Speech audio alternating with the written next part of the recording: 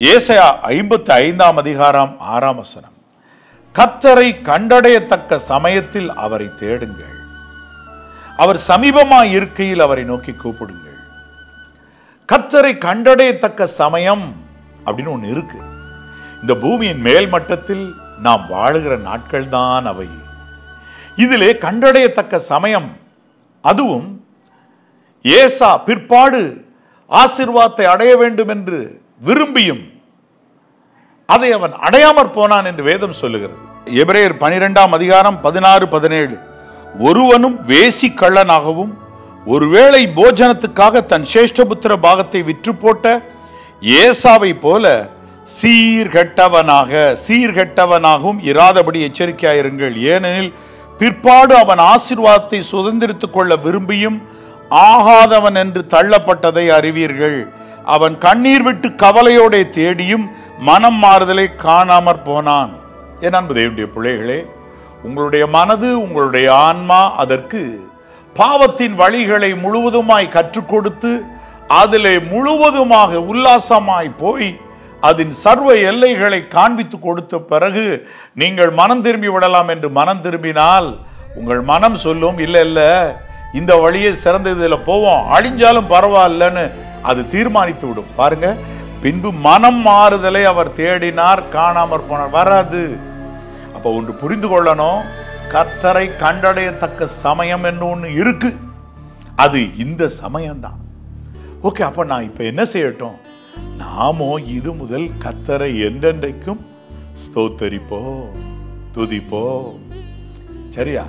இப்ப நம்ம என்ன செய்வோம்? கர்த்தரை கண்டடையத்தக்க சமயத்தில் வந்து விட்டாயிற்று. நாம் இதற்கு முன்பதாக ஓடிய தவறான ஓட்டங்களை விட்டெல்லாம் திரும்பி ஆயிற்று. இப்படி நான் என்ன செய்யட்டும்? கர்த்தருக்கு ஸ்தோத்திரம் செலுத்த ஆரம்பியுங்க. நம்பர் 2, பிள்ளைகளுக்கு சத்தியத்தை அறிவிக்கணும். இப்ப பிள்ளைகள் நன்கு வளர்ந்த பிறகு இப்படி செய்யாடா, அப்படி செய்யாடா, இது இப்படி நடடா, இப்படி நட, 1000 இன்ஸ்ட்ரக்ஷன் கொடுப்பதை விட வளர்ந்து வரும்பொழுதே, பிள்ளைகள் ஆக இருக்கும் போதே, உங்களுக்கு குமாரர்களா அவங்க மாறுறதுக்கு முன்னமே சத்தியத்தை தெரிவிக்கணும். அழகா எசேக்கியா ராஜா சொல்றாரு பாத்தீங்களா?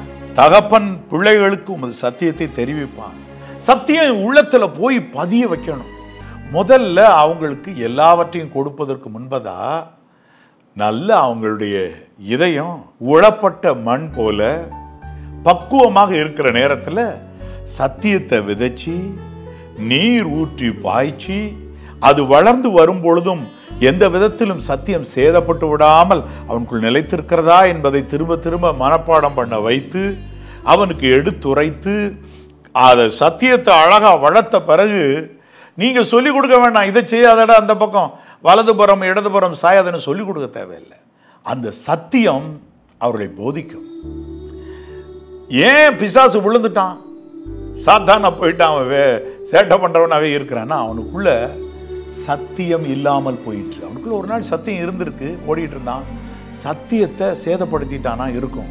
சத்தியம் அவனுக்குள் இல்லாதபடியினால், வசனம் வாசிக்கிறேன் பாருங்க, யோவான் 8:44. பிசாசு ஆதி முதற்கொண்டு மனுஷ கொலைபாதகனாய் இருக்கிறான். சத்தியம் அவனிடத்தில் இல்லாதபடியால் அவன் சத்தியத்திலே நிலை நிற்கவில்லை. அவ்வளவுதான். சத்தியம் மட்டும் உள்ளத்துல நிலைச்சு இருக்கலன்னா அவன் சத்தியத்தின்படி நடக்கவும் மாட்டான், நிலை நிற்கவும் மாட்டான். உங்க பிள்ளைகளுக்கு எல்லா நன்மைகளையும் கொடுத்து வழக்கி ஆளாக்கி வாழ்ந்திருக்க செய்வதற்கு முன்பதாக சத்தியத்தை அவருடைய இதயத்துல பதிங்க, போதிங்க, சத்தியத்தை தெரிவிப்பான், தெரிவிங்க, சத்தியத்தை நல்லா சொல்லிக் கொடுங்க. அப்பொழுது பாவத்தின் சம்பளம் மரணம், அதை சொல்லிக் கொடுக்கணும். மட்டுமல்ல, துன்மார்க்கனுக்கும் நீதிமானுக்கும் வித்தியாசம் உண்டு. பொதுவாக வெளிப்படையா பார்த்தா இராது, ஆனா வித்தியாசம் உண்டு, அது சொல்லிக் கொடுக்கணும். சத்தியங்கள் இவைகளை சொல்லிக் கொடுத்த பிறகு அவர்கள் சத்தியத்தில் நிலை நிற்பார். பிசாசுக்குள்ளே சத்தியம் இல்லாதபடினால் அவன் சத்தியத்தில் நிலை நிற்கவில்லை. ஆகவே யோவான் 8:44 மறக்காதிருங்கள். அவனுக்குள்ள சத்தியம் இல்லை. அவனுக்குள் ஒரு நாள் சத்தியம் இருந்திருக்கலாம், அவன் அதை வீணடித்திருக்கலாம், விழத்தள்ளி இருக்கலாம்.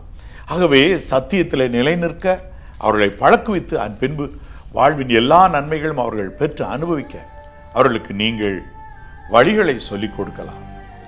என் அன்பு தேவனுடைய பிள்ளைகளே, கர்த்தரின் வலதுகரம் இந்த நாளிலே உங்களை ரட்சிக்கட்டும்.